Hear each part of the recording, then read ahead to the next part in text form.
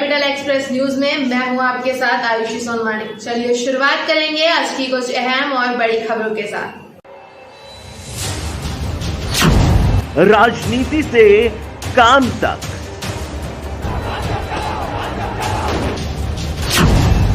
अपराध से अंजाम तक,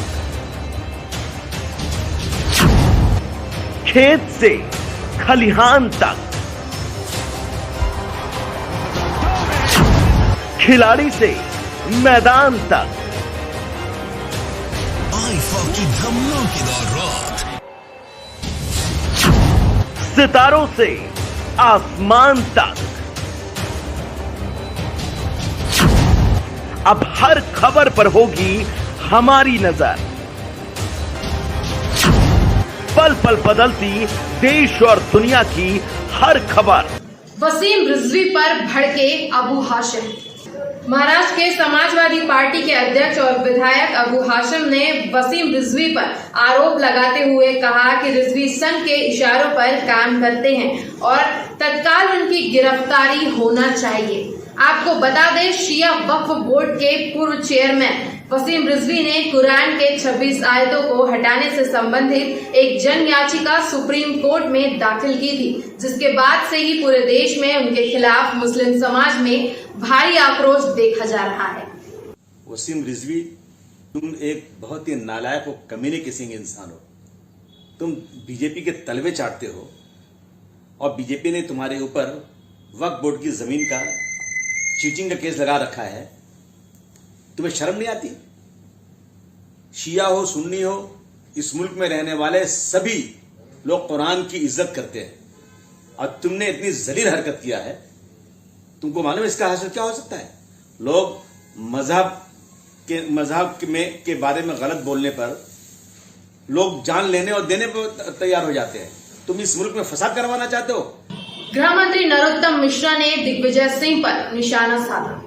उनके मन में गोडसे और मुंह पर गांधी रहते हैं। वहीं कोरोना वैक्सीन पर मिश्रा ने कहा कि मोदी जी ने वैक्सीन बनाकर भारत को विश्व गुरु की तरफ बढ़ाया है। वैक्सीन पाकिस्तान के साथ साथ 65 देशों में दी जा रही है। सबका साथ सबका विकास। आगे मिश्रा ने कहा कि दिग्विजय सिंह तुष्टीकरण की राजनीति करके इस तरह की बातों से मुसलमानों में भ्रम पैदा करना चाहते हैं। मैं उन्हें बताना चाहता हूं कि भाजपा मुसलमान विरोधी नहीं है, बल्कि आतंकवादी मानसिकता के विरोध में है। ये जो इस तरह के ट्वीट है जिस पर आप लोग ध्यान देते हैं, वो जानबूझ के करते हैं। मोदी जी ने वैक्सीन बना के भारत को विश्व गुरु की तरफ बढ़ाया। ये वैक्सीन अकेले पाकिस्तान को नहीं दे रहे, 65 देशों को वैक्सीन जा रही है। किसानों को धोखे में रखने का षड्यंत्र रचा है, शिवराज सिंह चौहान ने। पूर्व मंत्री सज्जन सिंह वर्मा ने मीडिया से बात करते हुए कहा कि विधानसभा में कमल पटेल के किए गए सभी सवालों से कमल पटेल बचते नजर आए और किसी सवाल का उन्होंने जवाब नहीं दिया। इस प्रश्न का जवाब दीजिए, पर कमल पटेल के पास जवाब नहीं था।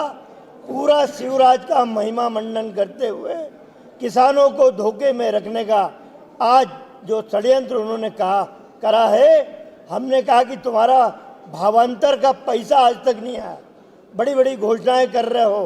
विधानसभा अध्यक्ष गिरीश गौतम ने प्रेस वार्ता में अपना अनुभव साझा किया। मध्य प्रदेश विधानसभा अध्यक्ष गिरीश गौतम ने प्रेस कॉन्फ्रेंस में बताया कि 1980 में राजन मिश्रा जी से ही चुनाव हारा था। नए विधायकों ने बहुत तारीफ की है कि अध्यक्ष जी से बहुत मौका मिला है। नए विधायकों को कई बार अपन लॉटरी डालते हैं, सरकार निकालते हैं। मैं उसमें से उनका नाम नहीं ले पाता, इसलिए मैंने कहा कि पॉइंट क्वेश्चन पूछना जिसमें 15 विधेयकों के प्रश्न आए, जिसमें उनका हौसला भी बढ़ेगा। मैंने पहले भी कहा है, देखिए जो नया विधायक आया है तो कई बार वो जो अपन लॉटरी डालते हैं, सलाका निकालते हैं, उसमें उनका नाम नहीं आ पाता। या कई बार ऐसा होता है कि 2, 3, 4, 5 प्रश्न जो है हमारे वरिष्ठ विधायकों को लग जाते हैं, वो सब विधानसभा की कार्रवाइयों को अच्छी तरह से परिचित हैं, तो वो प्रश्न काफ़ी देर तक खींच जाता है और वो जो प्रथम बार का विधायक उसको अवसर नहीं मिलता। इसलिए मैंने ये तय किया कि आज हर हालत में केवल उन्हीं का 25 प्रश्न होगा।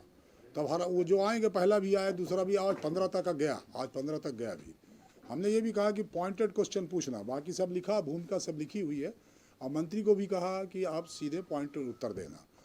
राजधानी में चल रहे टीकाकरण में डॉक्टरों की बड़ी लापरवाही आई सामने। राजधानी भोपाल में कोरोना टीकाकरण के दूसरे चरण के अंतर्गत वैक्सीनेशन का कार्य चल रहा है, जिसमें जिंसी चौराहे पर वैक्सीन सेंटर में बड़ी लापरवाही देखने को मिली है। आपको बता दें, यहाँ वैक्सीन लगवाने का समय 9 बजे से 7 बजे तक का है, लेकिन जिम्मेदार डॉक्टर 5 बजे ही केंद्र से चले गए। वहीं वैक्सीन लगवाने आए नागरिक घंटों परेशान होते रहे। फिलहाल खबरों में इतना ही। आगे की खबरों के लिए देखते रहिए कैपिटल एक्सप्रेस न्यूज और मुझे दीजिए इजाजत। नमस्कार।